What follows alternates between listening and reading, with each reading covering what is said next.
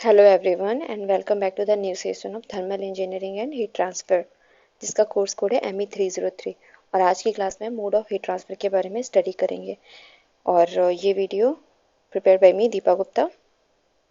तो आज का सेशन स्टार्ट करते हैं। Heat and changes in state. Heat हमने लास्ट क्लास में पढ़ा था कि हीट होती क्या है। तो जनरली क्या होता है, जो मटेरियल होता है, मैटर होता है वो तीन स्टेट्स में मिलता है, solid, liquid and gaseous form में। ओके तो हम जब किसी भी मटेरियल से हीट देते हैं या उसमें से हीट निकालते हैं तो उसमें क्या होता है, या तो फेज चेंज होगा या फिर उसका टेम्परेचर वेरिएशन होगा। तो हीट दो तरीके से होती है, लैटेंट हीट और सेंसिबल हीट। सेंसिबल हीट क्या होता है, जब हमने मटेरियल पे T1 से T2 टेम्परेचर वेरी करता है Q देने के बाद, मतलब टेम्परेचर वेरिएशन हमें दिख रहा है, T1 से T2 में गया तो वहाँ पे हमें सेंसिबल, क्योंकि टेम्परेचर सेंस हो रहा है तो उस हीट को कहते हैं सेंसिबल हीट। तो लेटेंट हीट क्या होती है? लेटेंट हीट ये होती है जब हमें किसी भी मटेरियल का फेज चेंज करना होता है, जैसे कि लिक्विड से वो वेपर में या गैसियस फॉर्म में जा रहा है। यहाँ पे क्या हो रहा है, टेम्परेचर कांस्टेंट है लेकिन इसका फेज चेंज हो रहा है, लिक्विड से वेपर में गया, तो इस हीट को कहते हैं लेटेंट हीट। ओके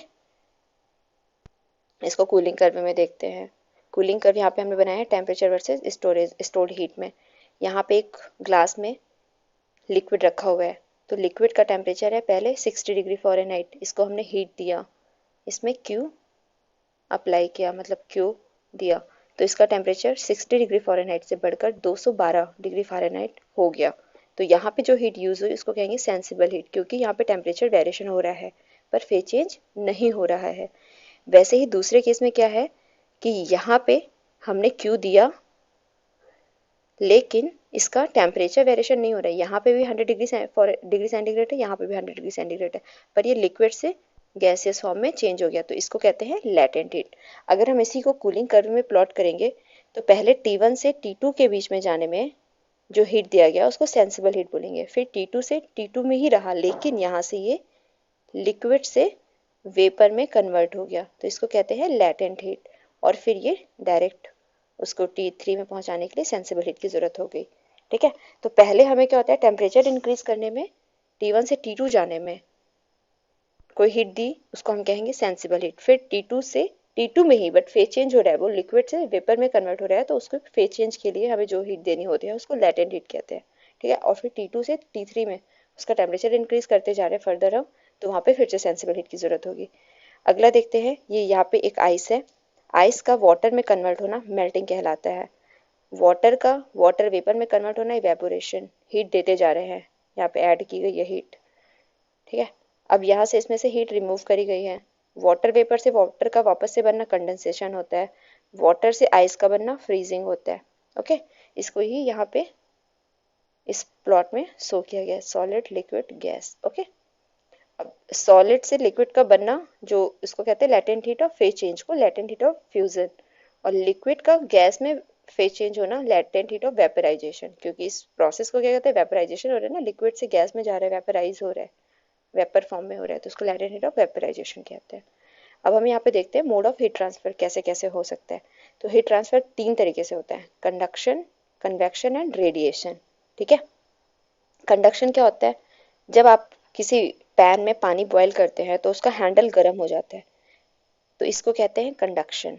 कंडक्शन की वजह से आपको ये हैंडल पानी, वो जो पैन का हैंडल होता है वो गर्म फील होता है।